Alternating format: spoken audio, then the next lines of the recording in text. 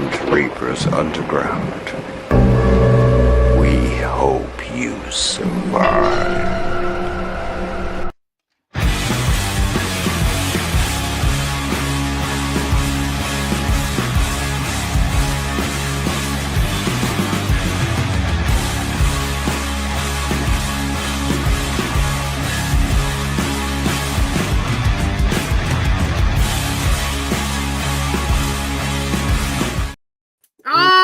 Yes, it is time yet again for another edition of Reaper's Underground after a long, hard week of work and giving the boss the finger. And finally, getting into the holiday spirit, as it were. And I can't think of a better way to get into the holiday spirit than having the most prolific man in doom metal underground right now, and that is the legendary founding member of Hallow's Eve, as well as lead bassist vocalist for Tommy Stewart's Dire Wolf. And if that wasn't enough titles, he is also the owner of Black Doomba Records. Come back. We had such an amazing interview. Man, it must have been like a good couple of years ago now. I think it was about 2 years ago. So it's great to have you back. Absolutely. And this is the time, demons. You know what to do. I tell you every damn time. Make sure you are sharing this out anywhere and everywhere there is a metal, a doom metal fan. I don't give a fuck. Music fan of any kind. Make sure that you wake them up, wake the dead if you have to. Because this is going to be an amazing interview as always. But before we get into this business, we're going to take a quick commercial break to our brothers at Villain Arts Tattoos. Check that shit out.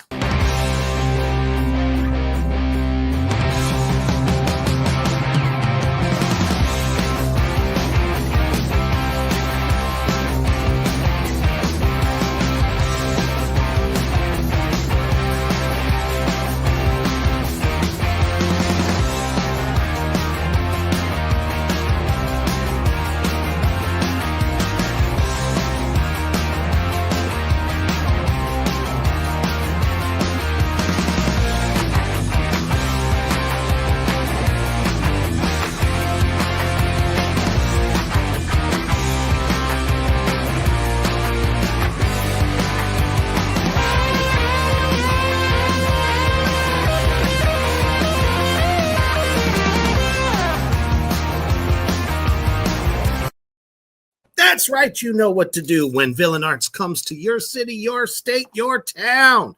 You want to get the best of the best from some of the best tattoo artists in the country, including Ink Master. And oh, that's right, demons. Not too long from now, I may have a special somebody stopping by the underground from one of the past Ink Masters. So stay tuned for all that amazing news. But definitely, you want to get some more ink, there's no better place to go. And the culture there is unbelievable. Great vendors, great performers, the whole 9 yards. All right, Tommy Stewart, how are you doing today, brother? I'm doing well. I think I'm interested in that. I've got something to get color on here from the. Oh, there you go. From the old days. Wow. That's my reality card, that straight from Death and Insanity, Hallow's Eve, right there. That is amazing. I'd like to get it in color. Hell yeah, that would be incredible. And nowadays, with the inks the way they are, and the art of the cover-up is now a very, very easy thing to do. You just have to find the right artist that specializes in cover-ups. But they'll make that motherfucker sing for you.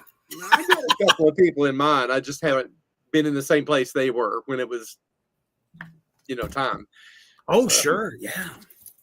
I've been touring with Villain Arts the last 3 years. Well, actually 4 probably now. And the work I've seen come out of these conventions, because they don't just pull in like the local stores. They also, people come from other states, no matter where they're at, because they know that's where they can get, awards for their work. It's great publicity for their shops and all that stuff. So heck yeah, I would love to see that. But you have been busy. Yeah. Oh yeah, I always am. There's a sign outside the studio door that says, I know that you sign. walk down the hall, it says, "I'm very busy," right next to the name of the studio. I swear we're like kindred spirits, really, because we never stop. No, I mean, it doesn't matter if I was sitting in court or in the emergency room at a hospital or whatever. I'm still probably on the phone doing something. Oh, for sure. I'd probably do a podcast if I was in the ER. I'll be like, "This is Reaper, from Bellevue, Nebraska's fucking right? hospital," and I have managed to grab my guest. You could. Exposed. You could. Nah, tonight it's like my internet's just become an enemy.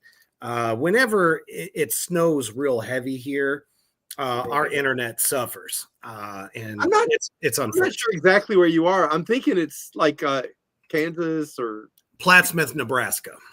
Plattsmouth, Nebraska. Yeah, you're definitely up north. Oh, I'm down here in the south where it's full of,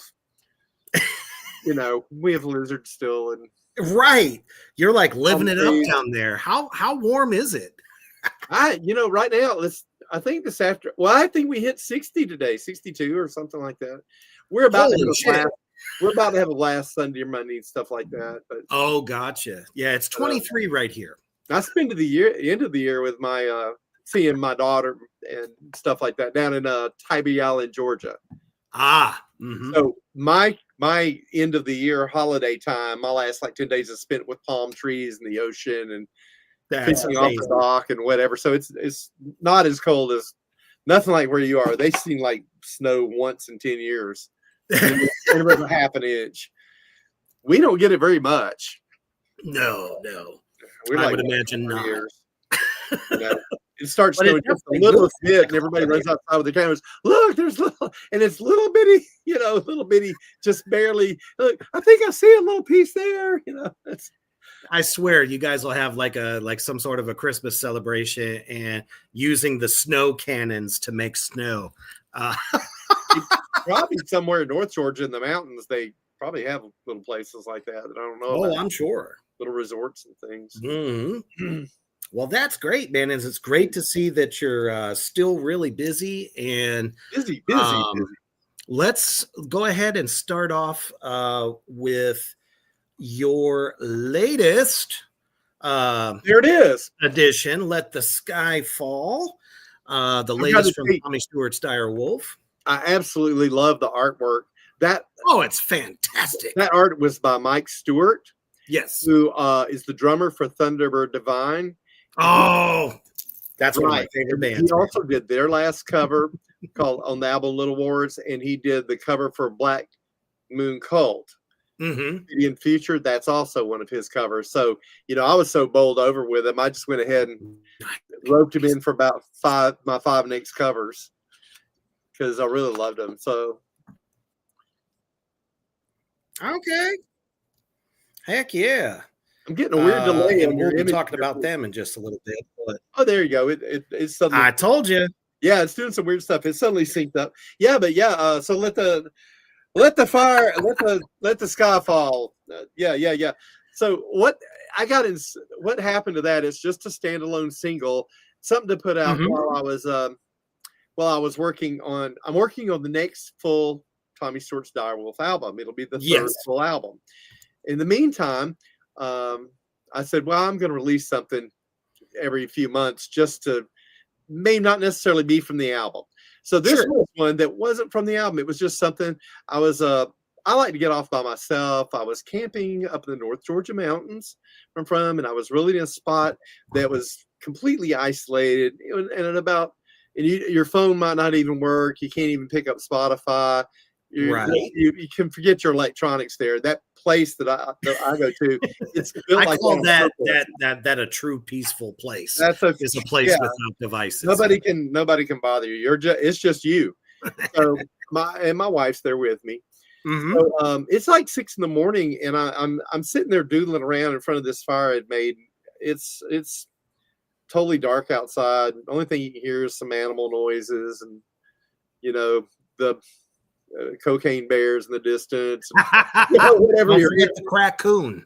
We were actually that mountain that cocaine bear movie was one mountain over. I could actually see the top of it from my camping. Oh, no kidding! Yeah, the That's real awesome. mountain, the real one. So anyway, so I'm sitting there and I'm going over some old stuff, and I'm sitting there piddling with an acoustic, and I just felt the atmosphere, and it was cold, and it was November, and it was just I said, I think I really like how this song feels and whatever, and I thought, I just love the atmosphere. I don't know how to explain it. It just suddenly came over me. I said, I can do this. I can do this. I can direwolf this. You totally did. And I think I love it. And I love the simplicity of it. It was straight to the point. It's not complicated. And I thought, now there's some fills, drum fills in there. I didn't actually have anybody playing drums at that very moment. My usual drummer has not been available a lot.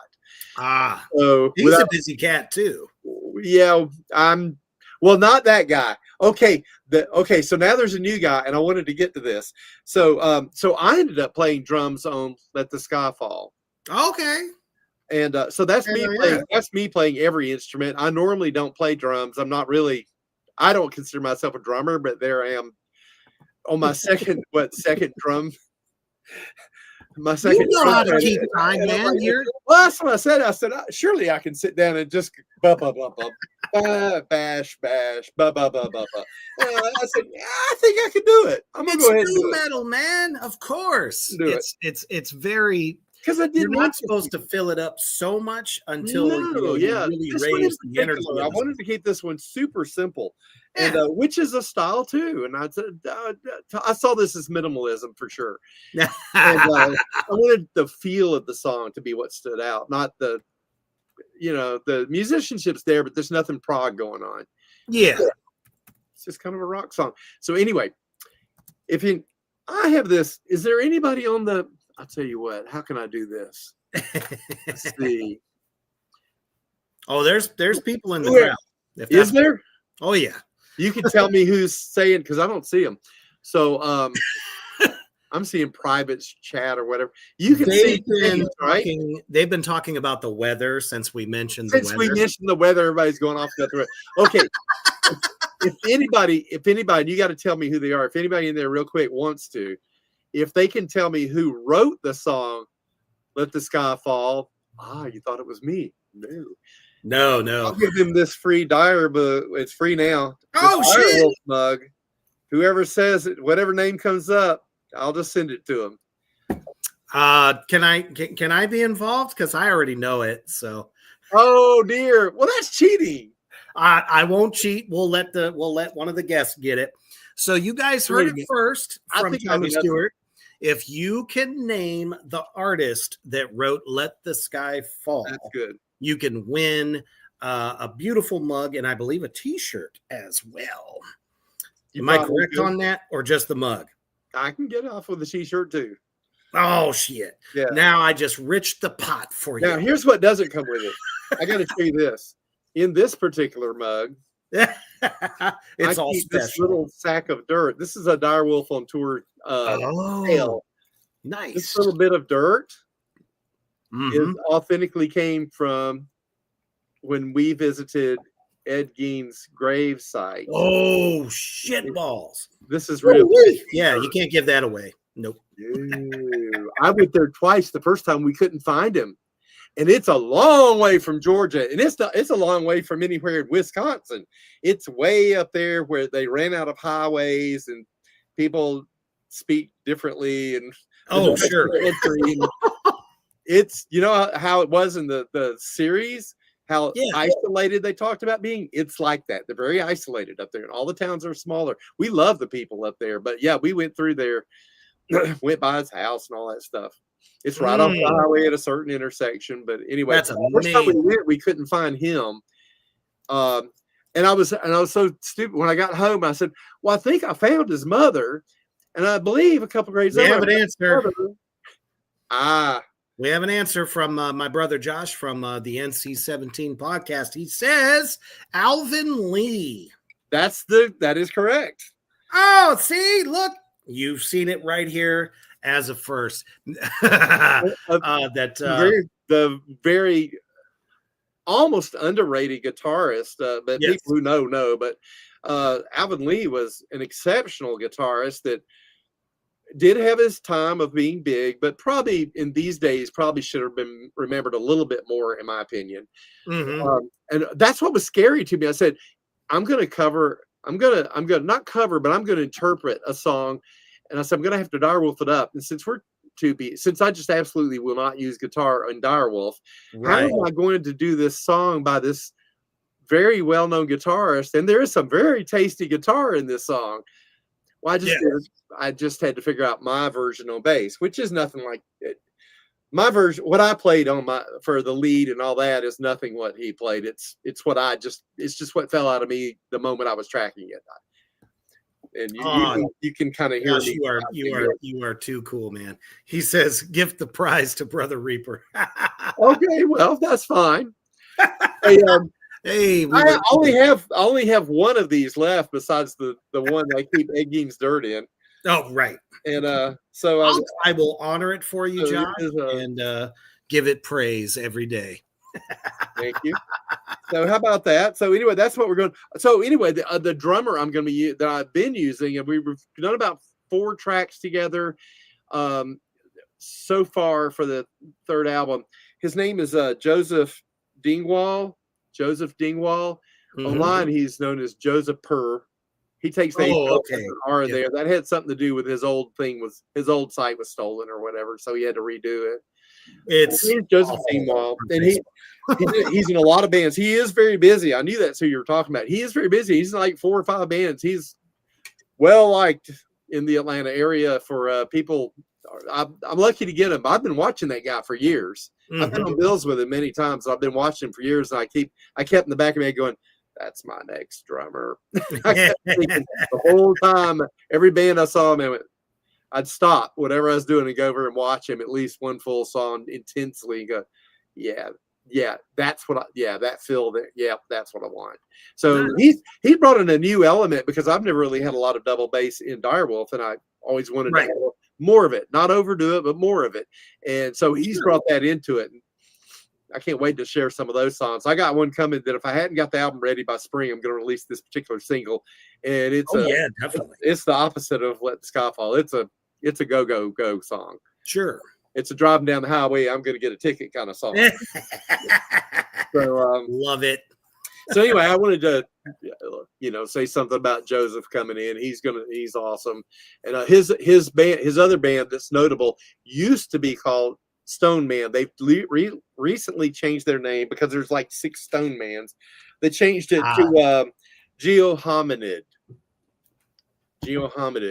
So if you look him up, killer band. When they were Stone Man, they had a track that was on the first Black Doom Records released 8 years ago. That was a record, was called Doomonomicon. It was a double album with 13 different styles of doom metal on it, was the idea.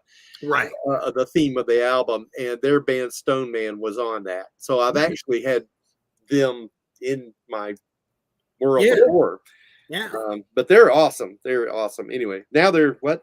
Geohominid. I've said all kinds of geohomicide, geohominid. Homina. I know. I thought that when you first said it, I said, God, I've got to get this right. It's geohominid, which I guess refers to things of the earth. Because geo, like as in a geode, definitely is a earthly type of material. So that makes total sense. Thinking that's about. So let's see. So next up, what do we have? Megaton Communion. I've got news about them. Megaton Communion. And that's the jingle. Don't get me started on diabetes jingle. Giants is really swell. We all know it. Don't say you don't. So anyway, Megaton Communion on Black Doom Records.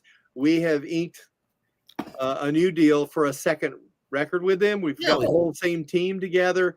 And from what I understand, they're going to try to be in the studio in February with Curran Murphy, the guitarist. Really? He's going to be producing it. Okay. So, but it kind of depends on, believe it or not. So it kind of depends on Venom Inc.'s schedule as to when they go in the studio. Exactly. So he's at this point, they're all telling me it's going to be February in their studio. I'm like, you just go when the time is right for you. Yeah, when it works out. Yeah. I'm just waiting for you. That's okay. So wanted to make sure that got out there. They're still out. They're out playing shows right now here and there and yonder. They sure are. I just got to see them recently in South Carolina. We played. Oh, yeah, I didn't play, but I was there vending for Black Duma Records. So I saw them at the Stone Riff Revival in Piedmont, South Carolina. About a month ago, I think it was. So that happened. Hot chocolate. Tom Hanks says. And here's just a little bit of a snippet for everybody out there in the Black Flame universe. Here is Megaton Communion.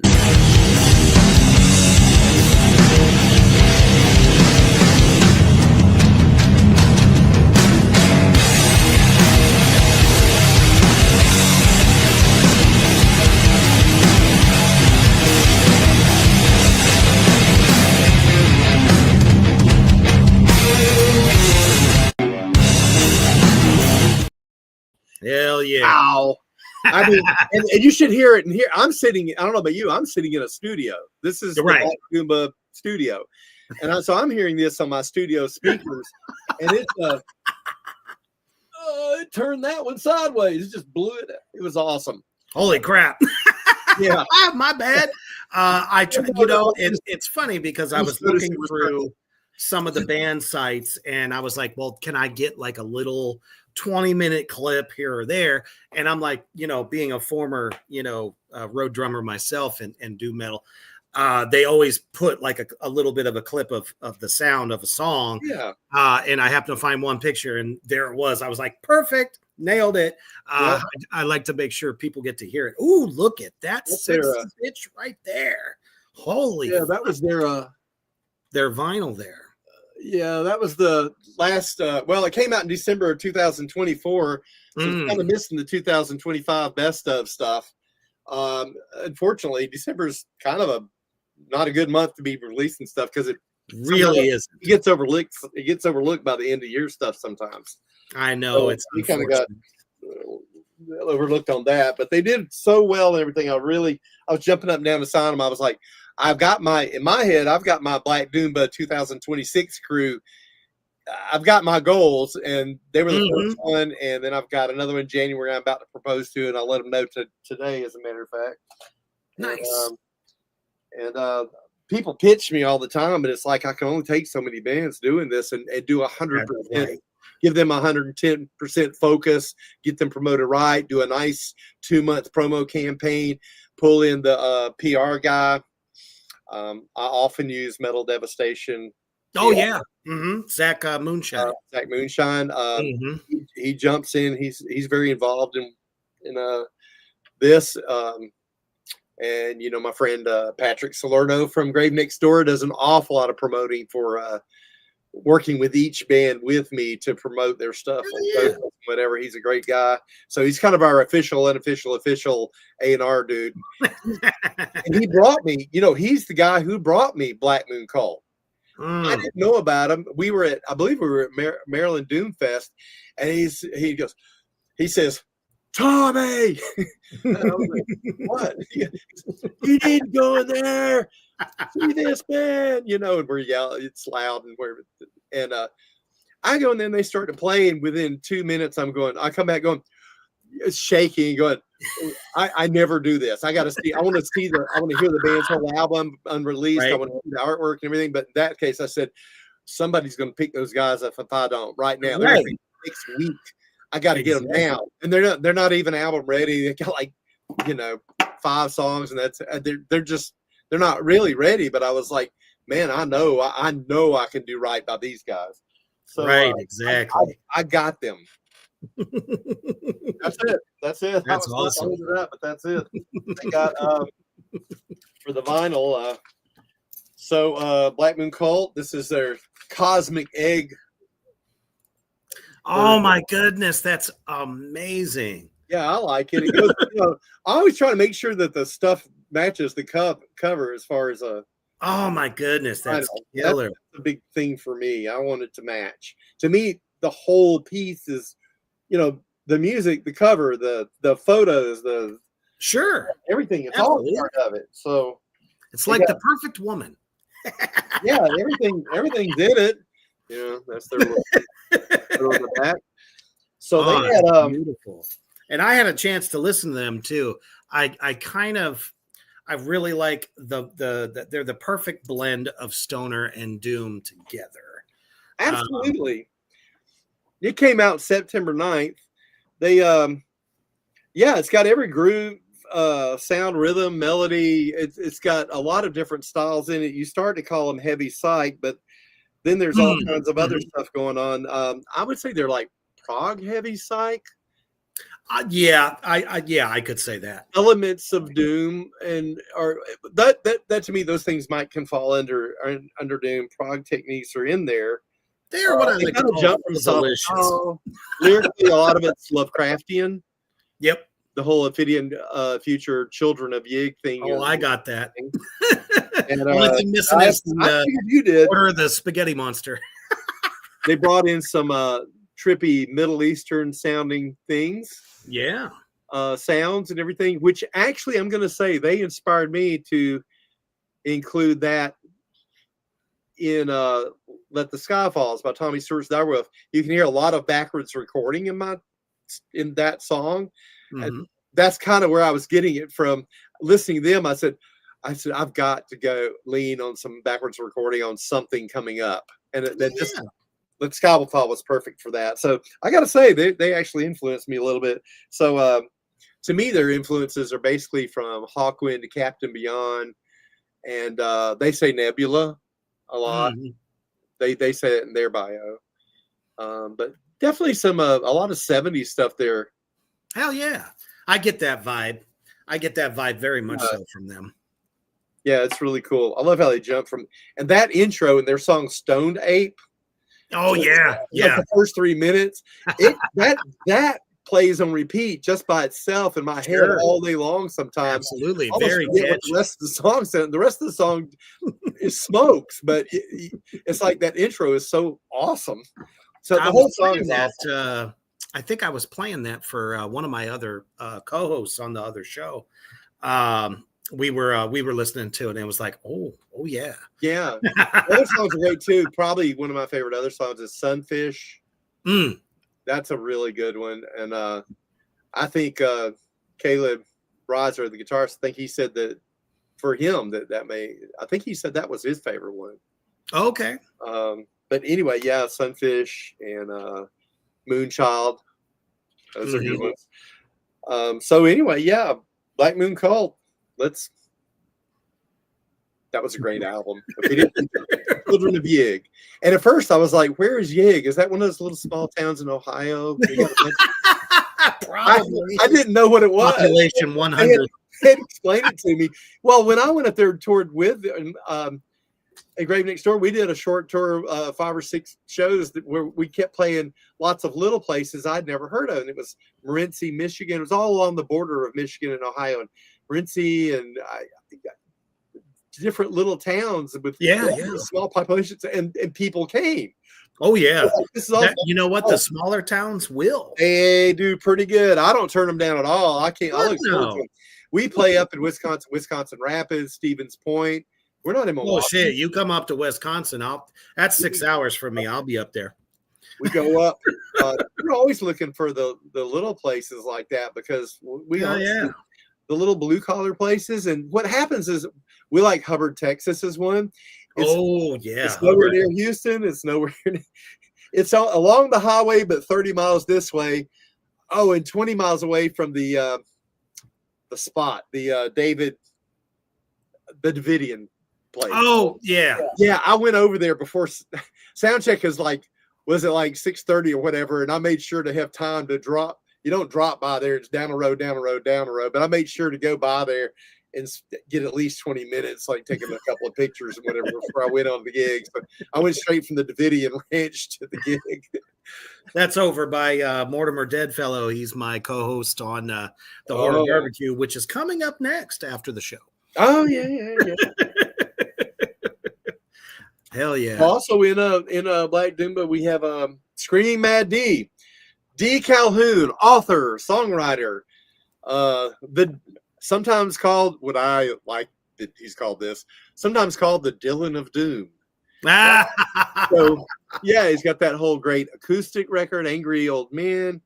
I couldn't say it's a doom metal record exactly. Doom acoustic. It's like I don't know what I've been calling a lot of these acoustic, like dark guys, either like outlaw style doom or outlaw like dark country. You could say I call them Americana a lot on the hashtag. Oh, okay. Yeah. Doom. Hashtag wino vibes. It's not quite wino, but yeah, I thought he was similar to some of the wino stuff, and I told him I think if Johnny Cash started now, he would probably be doing that. Very much so, yes. Kind of what he's doing. I said he might have come around doing that with the way the state of music and art now, and having not known anything from the 50s or anything. He probably if he started now, he'd probably be acoustic doom or something. Oh, very much so, because I mean the status of things, come on. This world is nuts. Yeah. So D just returned from a European tour as direct support for Dave Ellefson. How that came about is so authentic. Apparently, out of the blue, random, D got a call. This is the story he told me. D got a call from the guy handling Dave Ellefson's tour. No shit. Dave Ellefson just heard him. However, he heard him. And D is very good at promoting his work, and it was right in the middle of, and I just got through promoting his stuff too, so I felt like kind of proud of. I said maybe we helped. That's the kind of thing you hope you're helping on. Is so his success is my success too. Is the way I feel about it. Absolutely. I go, oh man, my dude's going for it, and I helped. So you know the reference? You're like woo woo. Yeah, take and bake, and I helped. Yeah. Okay. So anyway, he went over there, and apparently he just knocked him dead, and they got it. He kept making posts. He and his wife both kept making posts about how they get me over here. And there were people there, whatever. But apparently Dave just heard him, and D said he told his handler, "I want that guy." Just don't the music, and yet that's such a rare thing. It seems like people know somebody and all that kind of stuff. This is just somebody heard you, like in the old days. Somebody heard it and said, "I want that guy." Yeah, just from hearing it. And what's up, Tyler and Cody? That's how it should be. Fuck yeah! He wasn't influenced by anything. He liked it. Yeah, it's kind of interesting because, just as a side note, we're talking about how it used to feel, back in our time, when somebody discovered you and was like, "I fucking want you." Next thing you know, things happen. Yeah. Dude standing in the audience and you're playing, and you come on stage going, "That was a terrible gig," and some guy's saying, "I'm an idiot from Electric Records." Right. I'm here from Hardly a Hit Records, and I want to. I mean, but to see Gene Simmons in front of the government, trying to help get artists paid through the way people get music today. I mean, it was a government panel on rights for artists to actually get paid better from things like Spotify, Amazon Music. It was on YouTube there. I was like, man, that reminds me when we were fighting the PMRC back in the day. I thought the same thing when you were just saying that. Yep. Same thing. Yeah, somebody with some clout needs to get up, and because there's nothing little old me can do. Right. just wish it was better and work with what I got. I mean, leave it to Gene Simmons, the guy that wants to squeeze the quarter to the Eagles screams. Is going to be like, no, I want paid for my music on Spotify. Yeah. Because they're literally paying artists pennies. I know. Literally pennies for every song. I just have to work around it. I use people rag on Spotify all the time, and I go, look, I don't expect to get paid. They go, but they don't pay you. I don't expect to get paid from Spotify. I use it as an awareness tool for the artists on the label. Yeah. So when you see me posting Spotify playlists and things like that for the Black Doomba playlist, or Doom Darlings of Direwolf, or whatever I've come up with, I go, that is real. And, I love I'm it. just this stuff. It's not that I'm expecting to get paid for it. I'm just trying to make people aware of the music that's there. And it does help bands, get. I'm not getting paid from Deezer either. No. I mean, there's like 42 to 43 streaming services that I'll sign a band up for when we sign them. And I don't get anything from all of those things. It's not just Spotify. It's all of them. It's all of them. Yeah. I don't know why everybody's like honed in on Spotify so much. They don't pay anything. I go, well, what was your last? They're so popular. I go, you're not in the arena of, I know. They go, they get so much more. I go, you're not getting paid from the other ones either. No, you're just picking on one of them. There's a whole lot you're not getting paid from. Last I heard, Apple Music was the only one that paid a little tiny fraction more than the rest. Do you know I haven't even gone on there to see if I have any money? Right. Sometimes sometimes what it is too is us artists might not know how to go about getting our money. Right. It might be there. We had a case in Hallow's Eve where one of the members didn't know how to get his money. We'd fell out of touch since the early days. Oh, wow. I'm not going to say who, but he, it kind of sounds like he's not smart or something, but he just didn't know. And then it was years later, it was in the 2000s. He'd never actually picked up. He said, well, I never got paid anything. And I said, did you ask anybody? Do you know you have a publishing deal? Who? What's a public? And I'm telling him, so I made a call or two and found out exactly where his money was. And he had $7,000 sitting there that he just never bothered to pick up. And that was for one song. Oh my goodness. But it'd been being sold since 1985. It was like, what, 20 years old by that time, and on the best selling album we had, and he had never picked up his. And in fact, the publisher had changed from Bug Music to BMI. It's on BMI. Yeah. And so I had to find the right person in the right avenue.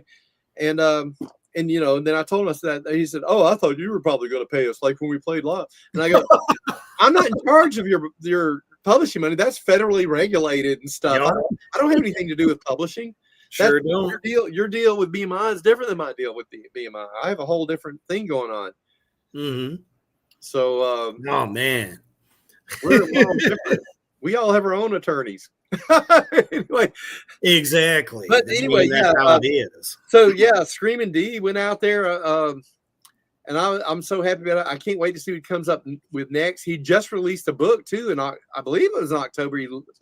What was his last book? It was a werewolf. I got it too. That's cool. Dang man, I feel bad now. I can't. If you want to find out, I have the copies right next to my main chair in the family room. Oh shit! And I can't think of the name of it. So anyway, look up the Hallow and check out. He's probably done, I think, about 4 novels and at least 2 books of short stories. I have one of those books. Yeah, I love short stories and horror. Sure. I love it. Because it's kind of like, if you don't like it, it's over and you move. Creep show. It's, Yeah. Tales from the Crypt. One of my favorite ones was Stephen King's Everything Happens Eventually. Mm-hmm. I love that particular collection. That was awesome. Hell yeah. And I love the saying. I've said it a million times to people in conversation. Well, everything happens eventually. You're watching. That's so true. Anything you watch in science fiction eventually happens. That's right. It seems that way. Look at AI.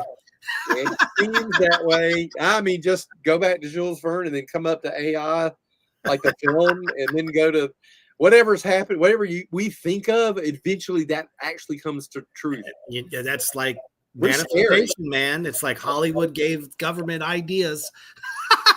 Yeah, I'm always thinking that too. Like, You're like, we ooh, think can of we it, synthesize this somehow? we entertain ourselves with it, and then they go and make it.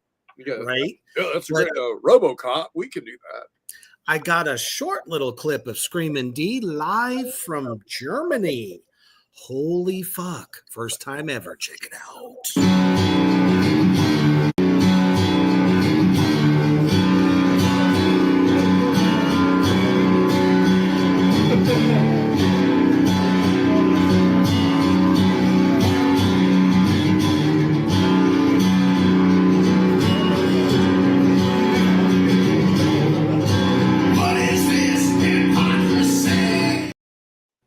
Wish we could have had a little bit more of it, but that was the most I could get. And yeah, just that riff right there.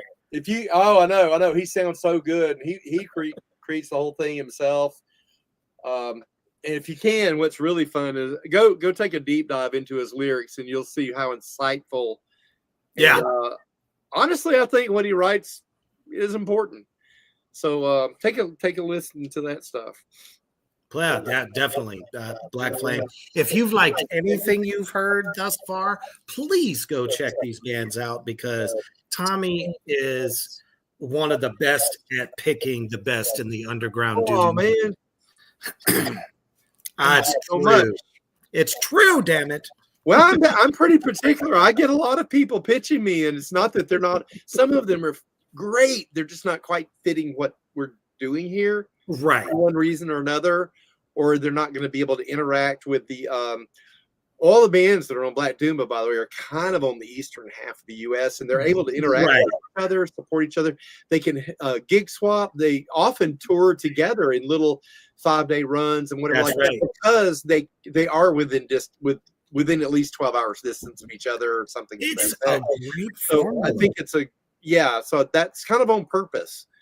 There's a reason. So when somebody that is truly awesome from Tasmania sends me this, and they're very sellable and whatever like that, but they're just, I go, but you're in Tasmania and I can't. I don't have an international agent. You're not going to help.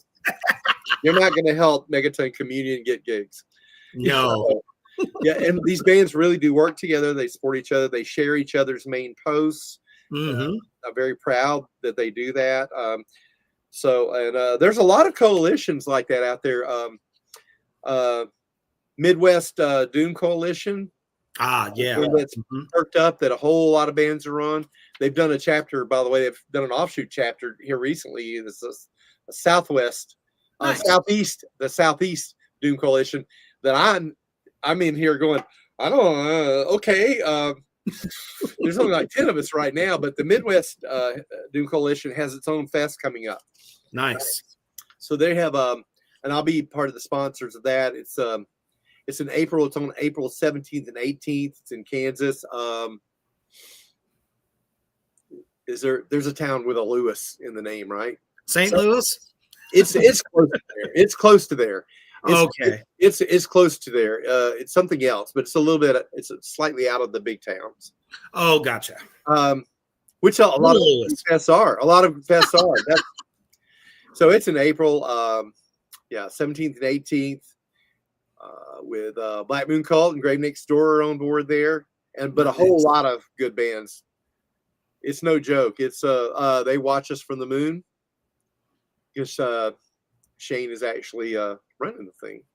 Mm-hmm. I got other festivals. Can I go through them? Oh, absolutely. Plug it. Okay. Black Doomba Records is sponsoring, and sometimes Tommy Stewart's Direwolf is on the bill. Stoned Riff Revival will be sometime in spring. Now, I tried to collect the date on that just before we went on the air, and it's still kind of to be announced. But it's in the spring, and they're trying to have a bunch of Black Doomba bands there too. That's in Piedmont, South Carolina, which is outside of Greenville. See, a lot of the festivals are outside of. They're in some smaller place. That was a great place to play, though. It was Tribbles. If anybody wants places in South Carolina, that's a great place to play. I always say the Art Bar, and Tribbles was excellent. They have an outdoor area and all that stuff. Oh, nice. Tampa Doom and Gloom is November 14th and 15th, and I know there's going to be some Black Doom bands on that. I know I'm performing. Do you know about the Battle of the Beards? Oh, yes, I do. Yep. Okay. Akron, Ohio. No. I think I'm wrong about that. I'm looking at my thing. So anyway, part of it takes place in a place called the Shred Shed. And the other one is at the Barn in Newark, Ohio. So in Newark. Gotcha. Newark. Yeah, southern Ohio. Right. It is. So it's September 18th and 19th on that. So maybe it's not Akron, but anyway, there's going to be more about that coming up. And I think the promos for this have started up for the Appalachian Noise Fest in Martinsburg, West Virginia. This is, I think, the third one. Tampa Doom Gloom, by the way, I know is the third one. Appalachian Noise Fest is May 14th, 15th, 16th. And I know they've got, from Black Doom, they've got Ember, just off the top of my head, I believe D. Calhoun, Screaming Mad D, and Grave Next Door. Mm-hmm. I think they may have Black Moon Cult. I will not be at that one, unfortunately. I'm going to be MIA on that one. But I am a sponsor, and I am going to promote the crap out of it the best I can because they've got a bunch of our bands on there. Plus, I like a lot of the other bands too. You know, I'm fans of other bands too. You don't even want to. Man, I have. You know, the end of the year, you want to say like your 10 favorite ones of the year. Sure, that's tough though. Your 10 favorite Doom releases of the year, and then hone it down to 5. Boy, I have something coming up where I'm tomorrow night I'll be on Disturbing the Priest, and I'm on that panel, and man, it was so hard to hone that down because it's not the best releases, it's the favorite, your favorite. Oh yeah. Different than the best, because sometimes I'm not the best. So I go, that is clearly the best, but what did I actually keep listening to myself when no one was paying attention to me? Exactly. And that it's the most honest opinion too. Yeah. Well, you know, so whenever I wasn't listening to, you know, Adele or something. Well, who doesn't like to listen to Adele though? One song now and then. She's amazing. One song now and then. Oh yeah, you wouldn't exactly catch yourself rocking out to it on the regular. No, it's a rare. I'll listen to it if it happens to cross. I mean, she's got a fantastic voice, and it's only certain songs that grab me. To is how she sings it. I have tried. Look, I think Taylor Swift is a wonderful person, but I cannot listen to Taylor. I've put Taylor Swift on several times and said, "What is the thing about?" I put it on and said, let's sit down one more time. You know, it's hot now instead of cold. Maybe I'm a half a year older. Maybe I'll think differently. I'll put it on, and halfway through the song, I'm like going, I'm like gritting my teeth, going, this is terrible. I can't. I don't know how who are the people who buy this? You know, I had that conversation the other day with somebody. I was like, because he's a little bit closer to my age, and we're like, the pop music of the 80s was so much fucking better. But the pop music of today is just like, what the fuck are you guys doing? I've lost touch with it somehow. I don't listen to radio at all. You're just gonna hear the same garbage. It's just, it's horrible.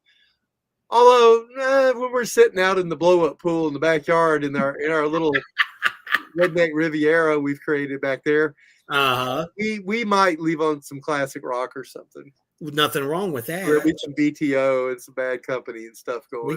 We get so much of our influences from the 70s. Well, yeah.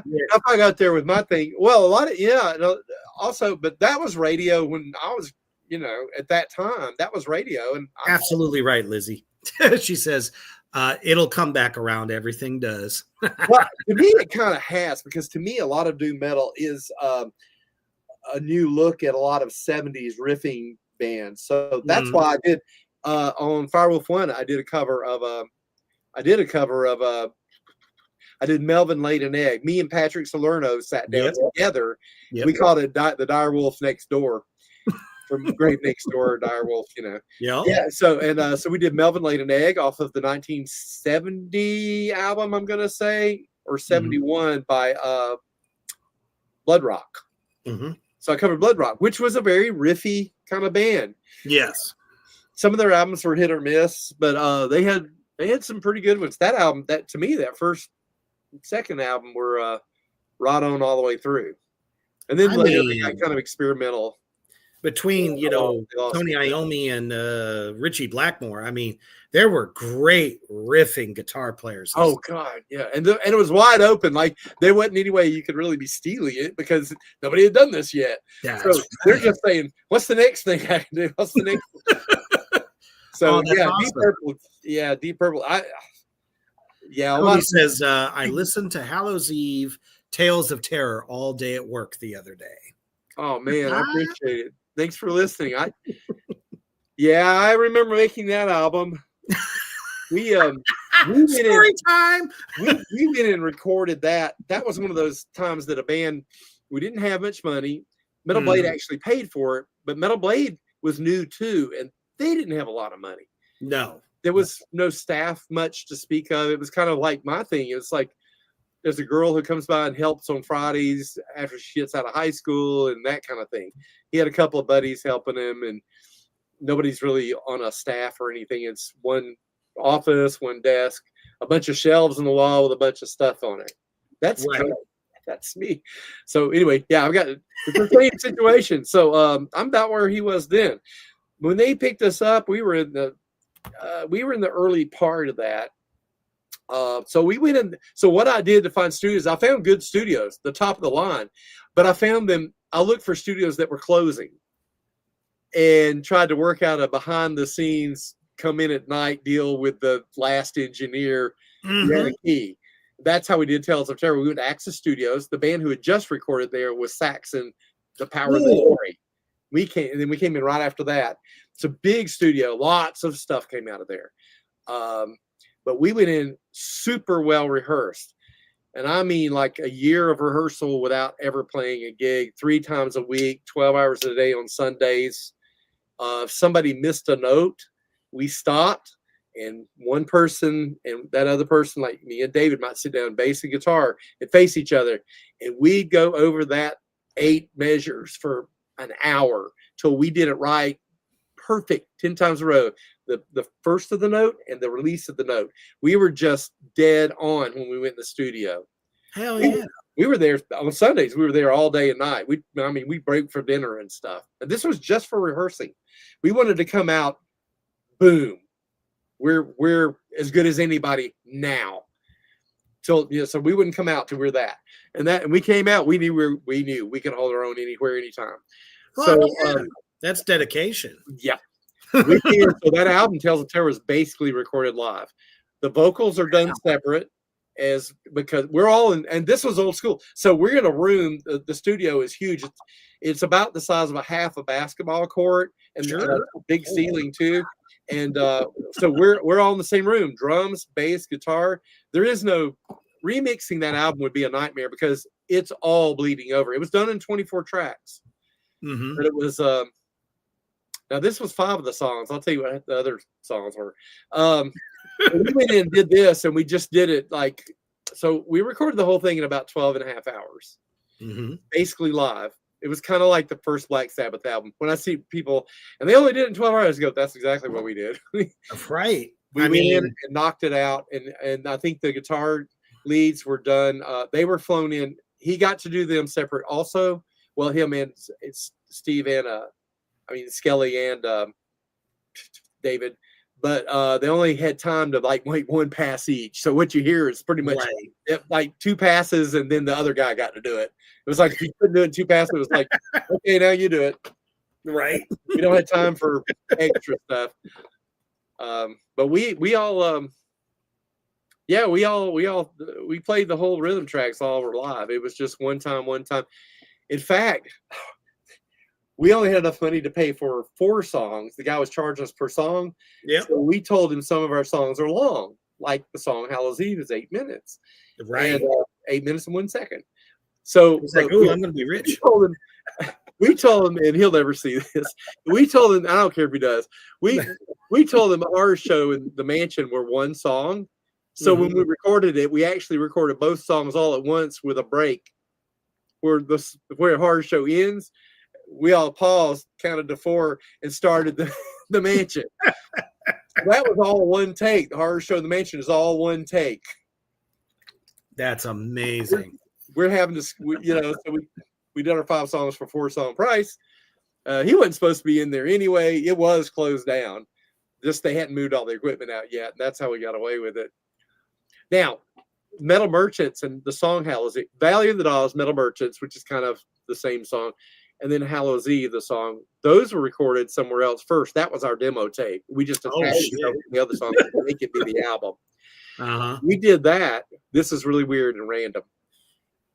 Nick Jameson, the bass player of Foghat, is the one who recorded that. I saw, and it was really weird. We had a paper here called Creative Loafing.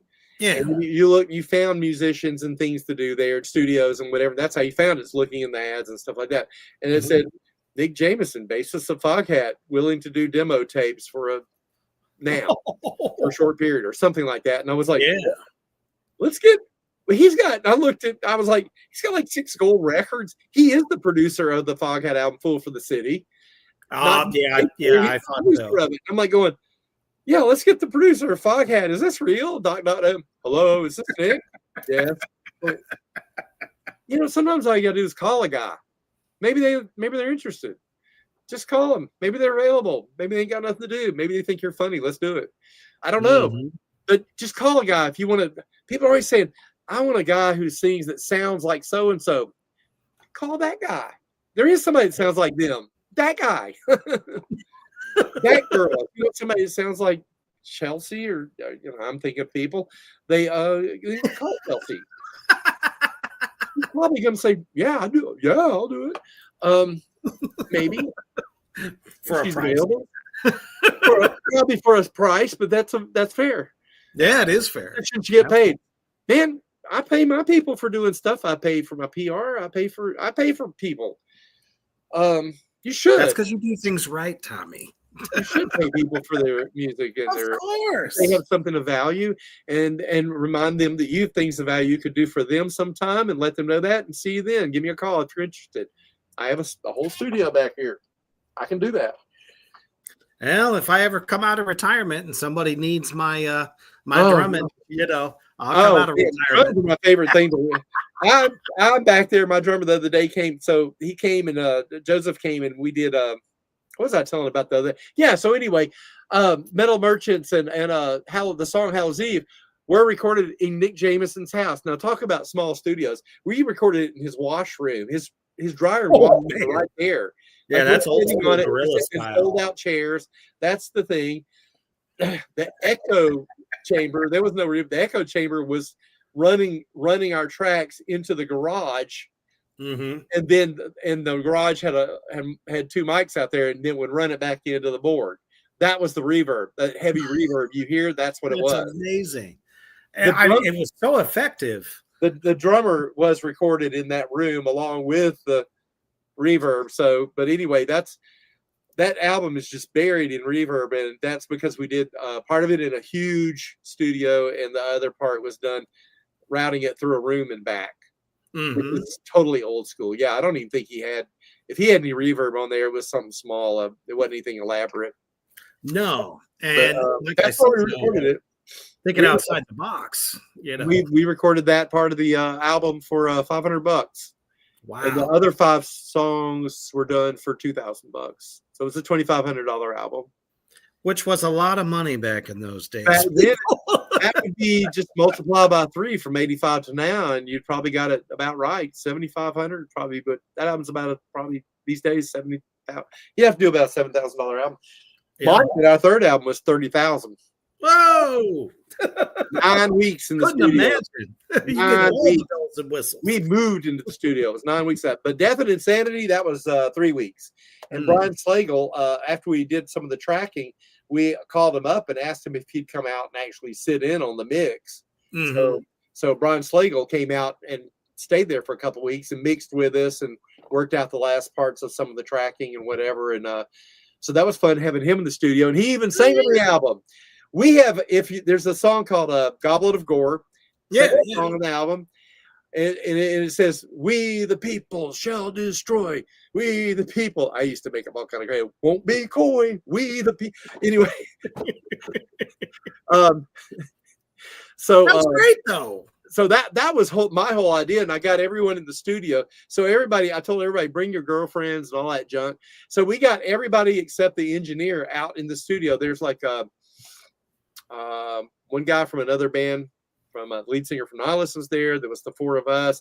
Brian Slagle came out and got in on it. My girlfriend at the time, Stacy's girlfriend. So we had a blend of voices. There was about 8 or 9 or 10 of us out there, all chanting, "We the people shall destroy." I wish it had sounded a little bit bigger. I think in these days I would probably have had us do it like 3 times, and maybe thrown a little bit of a chorus effect on it, or they have software now where you can just make it be. Yeah, you can just literally pinch it in. Anyway, but I like doing things. I like making up how things sound too. That's a lot more fun. My shaker here in the studio, you know the drum shaker. I know as a drummer you're familiar with having a little shaker. Of course. If you listen to Grave Next Door, their first song on "Sorry No Candy" is "Dead Soul Eyes." Na na na na na na na na na. Dead Soul Eyes. Here comes the shaker. Da da da da da da da da da da. It's a BB gun. This is the shaker in my studio. At Torx. BBs just flew into the carpet over there. Hell yeah. I got BBs all on the carpet, I'm sure. I got to put a piece of tape over the end of it or something. I shake out BBs every time I do that. Hell yeah. So, yeah, man. So, did I go over all the Appalachian Noise Fest? Yeah. I wanted to make sure to say all the festivals, because not only just promoting what I'm doing, people might want to know about the festivals. Of course they do. Yeah, Midwest Doom Coalition. As they should. In April, Stone Riff Revival to be announced, but probably in spring. Tampa Doom and Gloom was excellent last November. And I went to it. That was excellent. So my friends from Lungburner were there from Atlanta. Stone Nomads were there.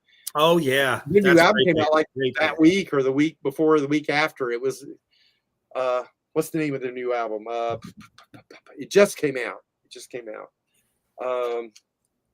I don't have it written down. I knew when I mention a band and their new album, I can't think of the name, but it's so new that it's not really stuck in my head yet.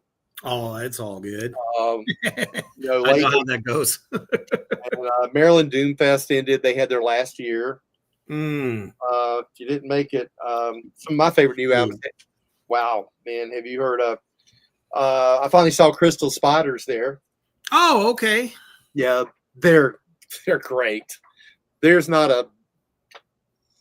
dead weight in that band.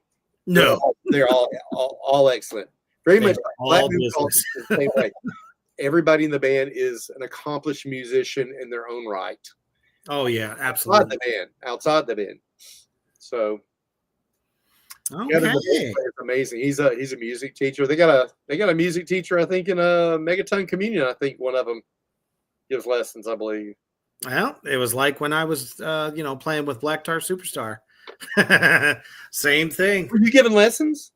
Oh, dude, I was a band director. Oh my gosh. Oh, I got that all in my family. My family's got a lot of musical. Everybody in my family, it goes back. People always ask me, when did you start playing music? And I go, when I was like 4. Right. It was all in our house. My mom was actually turned down music scholarships to go be something else. And then, but my first performance was playing piano and singing Silent Night in a church on December 24th. Well, you're a kid.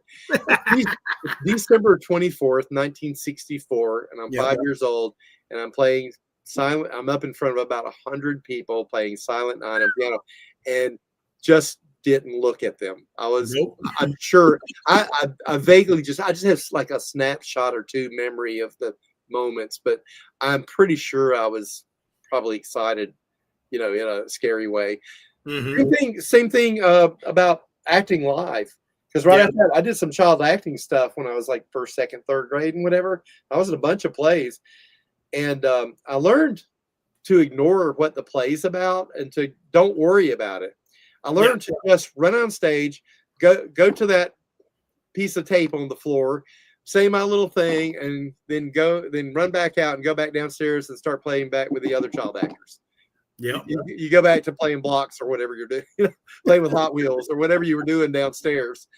And it's your turn again. Go back. Remember that thing you do with the hat and whatever, and you go out and do the yada yada for a minute or whatever. Then you go back. So I don't even remember what plays I was in or what the plays were about or anything. I just knew my little parts. Yep. I didn't have to worry about the whole thing.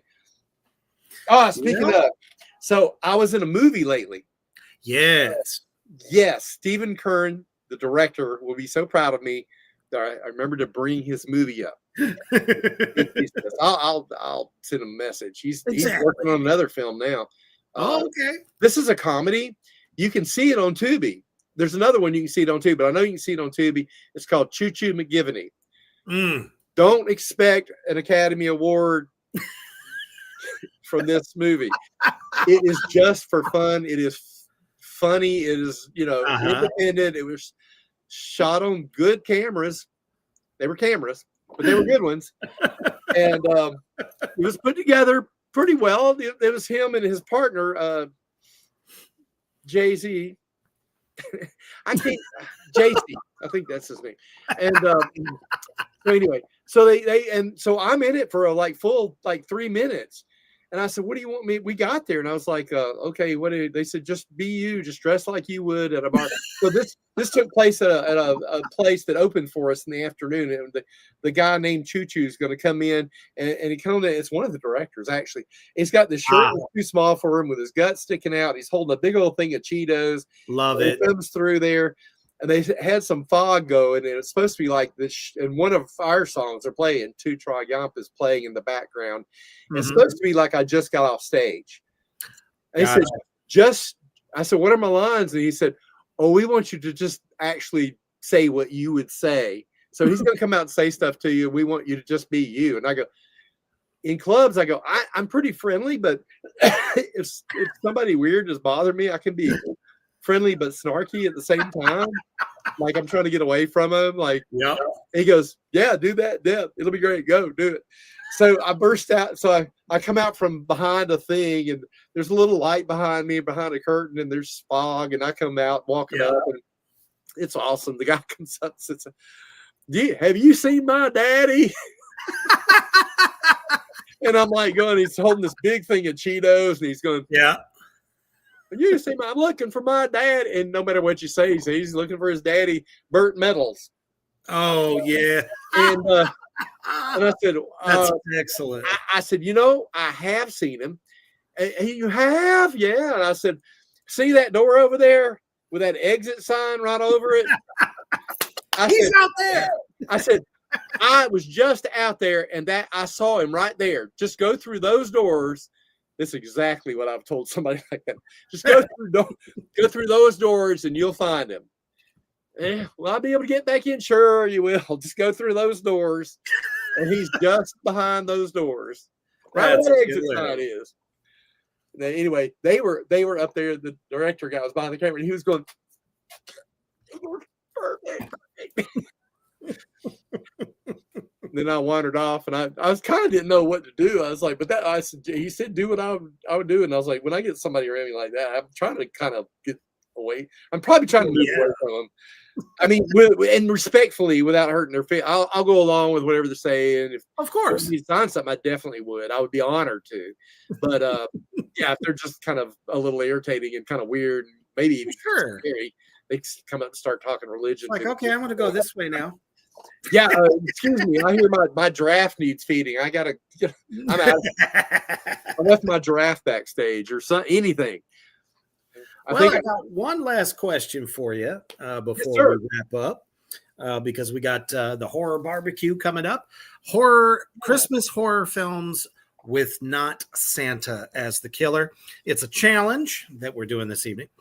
But my last question for you is, What was it like when you got the news that Ozzy had passed, and how do you feel about metal's future now that the godfather of metal has gone on to metaldom? I was, you know, I had been expecting and saying it for a long time that when Ozzy stops being with us, I remember me and my drummer would riding in the car all across America, and every now and then we'd bring this up, and I said, I'm surprised he's still going. Right. I think a lot of us are probably, it's like an old car that just keeps ticking, and you love it because it's just been with you so long, but it's got to end sometime. I said, I tell you, when he passes away, it's going to be a bigger deal than when Elvis passed away. It's going to be a big deal. Absolutely, it was. And possibly in ways that we can't imagine yet. I said, because you can't, I said, I'm anticipating this happening, but I don't know that I will know how I will feel about it when it does. I tend to be a little bit cold about people passing away. I think people think, you see on crime shows all the time, he didn't show any kind of, I'm not somebody that shares grief with other people. I have. I just tend to take care of business and go through the day. And then when I by myself times, that's when I deal with things. Sure. So I don't know that I've ever, even with Ozzy, there's not going to be any more Ozzy, but it's there's not going to be another one like him. No, that's never going to happen again, and nothing like that will ever happen again. I think we came through some golden years in the past 2 or 3 decades that just simply were those times, and those times are changing now. And all the things we knew and said and did in the 70s, 80s, 90s, and the stuff that Ozzy came through, I would say that it'll be remembered, but it'll be something you have to remember because I think we're changing all the time now. Eventually, those things will be gone. Well, it's not even so much, it'll evolve so much craziness. But I think it's more of the type of performer he was. Do you think we'll ever see another frontman quite? No, because he was so real. I mean, and I believe that. I mean, I don't know him or anything, but I believed he was real. I think he was really enjoying himself. I don't think it was an act at all. I think he came on stage and he was the ultimate fan. Yeah. He was just that kid in the audience right in front of him who got to get up and do whatever he wants. All right, yeah. He was one of us. He really was. And that came across even in the Sabbath days. He said, well, actually, I think it was Sharon that said it recently on Pierce Morgan Live, that when she met them, she said that they were a band of the people because they didn't think of themselves as a band, but as an audience member, like everyone sharing the music at the same time, even though they were the ones doing it. Yeah. Yeah, I can't imagine. I've read about 3 books by or about Ozzy, and I guess I've read I'm in the middle of Last Rites right now. I did Geezer's book, or at least, that's a great read as well. It is. It's different from his viewpoint than. Well, sure. Yeah, everybody's perspective is different. I've always said if I wrote a book that concluded a lot of Hallows Eve stuff, I'm going to have to come off with a warning and put it. Now, look, we all had a different story, even though we came in the same band. We were in the same van and we were on the same tours. We all saw it differently. Sure I might tell a story that somebody else may say, I don't remember that ever happening. Right. And I've even had them say that to me before when I tell them, remember that time that I did this and I did that and you were mad at me and blah, blah, blah. No, I don't remember that at all. Yeah, I've already discovered there's some of that. That's why I've been very hesitant about, how would I write a book if we're going to argue about it? You just have to think of it as them not reading it. These are the people who don't read books, and these are the ones who need to die first. Oh no. Yeah, I don't Yeah, know. I don't know. I just don't think that there's anyone. I mean, the fact that Manson is still going is like a miracle, after the shit that he went through, and then making a comeback the way he has. I don't know if he's going to continue like Ozzy did, for another 2 decades or whatever, to span the world the way he did. And the whole time he even said it. He said it multiple times. I didn't know that I was this well loved. Like, you're the last to know in your own house. I mean, Yeah. people come to your shows, but you don't know. I know I don't a lot of time. I put out something and I go, well, maybe somebody will like it. And then like all of a sudden the single that I just had out, I just saw that my Spotify streams went up over 3,000% in the last 2 weeks. Holy moly. That's awesome. I don't know why. I didn't do any tricks or anything. I'm like, no, somebody dug it. That's what. I guess somebody liked it. The proof is in the music. Yeah, it went up a lot. I'm like somebody every now and then somebody will ask me like, so who's your worst selling band on Black Doom? I go, I think it's me. sometimes it's me.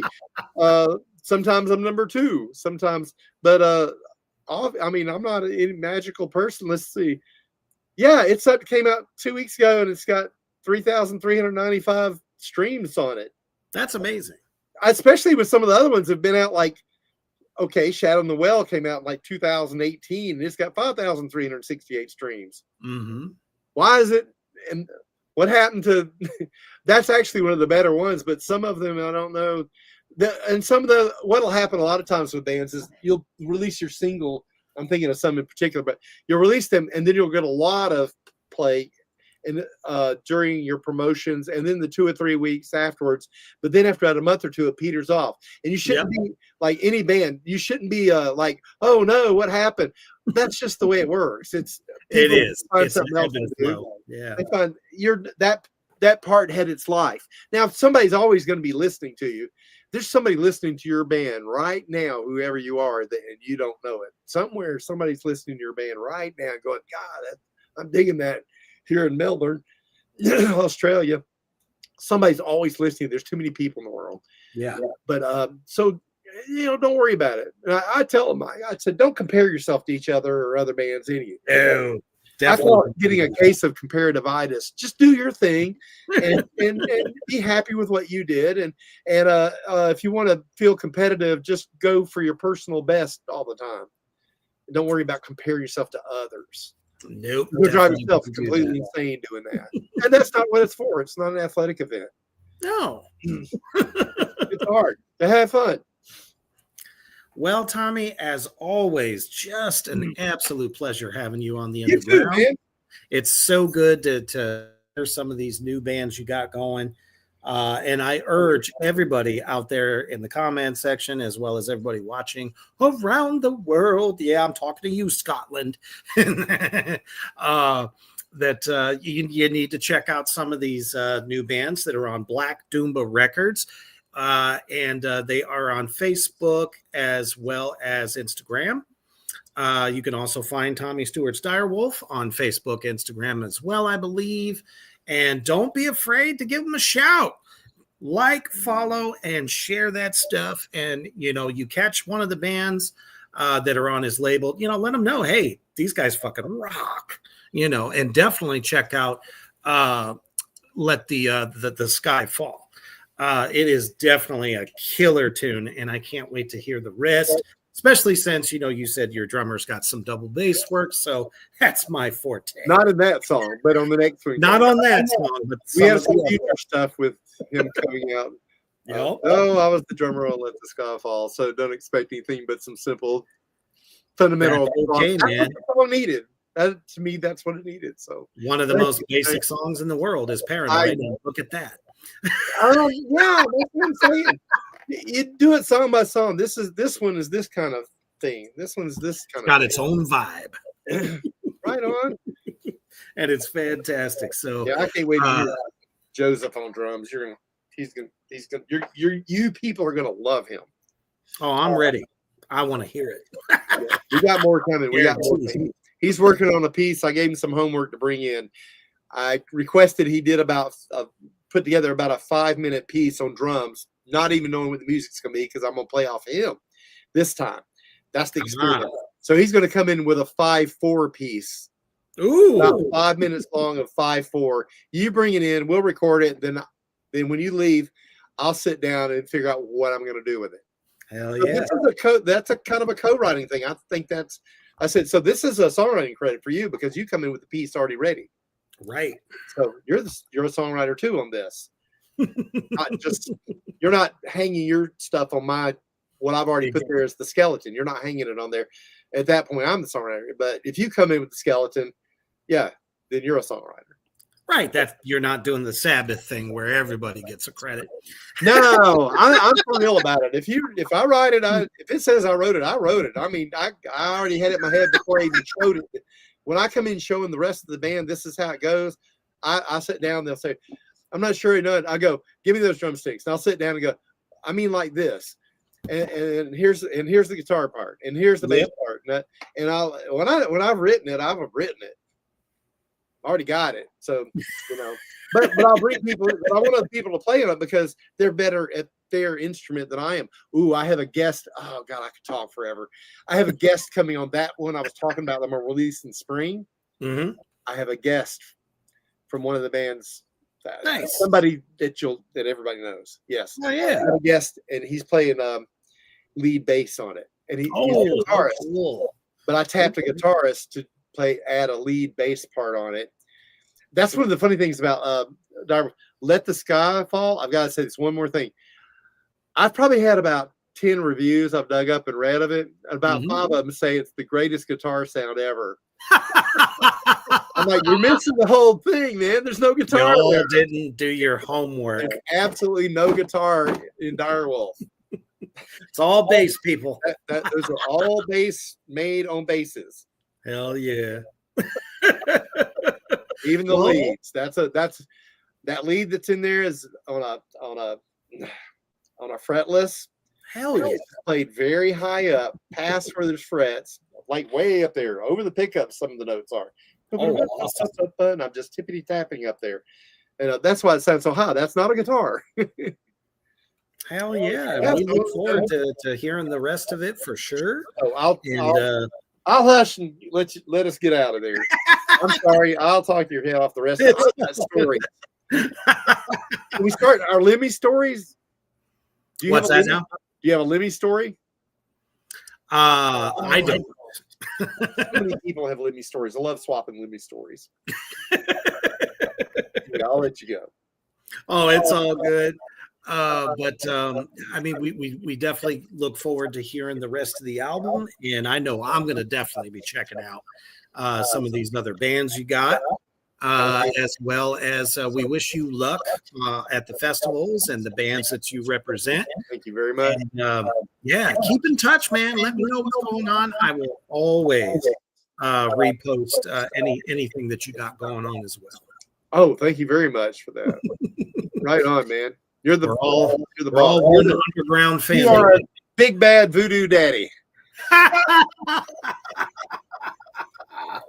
That's usually devil, but I'll take voodoo today. I love it. Big bad devil daddy. There you go. I didn't know you were saying. I didn't even know. I must have picked it up from you. Big bad devil daddy. That's right. Some people call me big evil. I don't know. It's whatever. Whatever anyone thinks. Devil daddy hug. Love it. And don't forget, guys, coming up in just a few minutes, we got the Horror Barbecue Holiday Edition. And let's get our horror sauce on because we're all hungry and the grill is lit. But definitely at the end of the day, thank you all for showing up out there in the comment section, everybody watching, even though you might have been just a little bit, scared to say something. Don't ever feel like you can't jump in and ask questions because you always can. And thank you, Tommy, one more time for coming back on the show. It's always a pleasure to have you. And we are always one nation under. Stay heavy.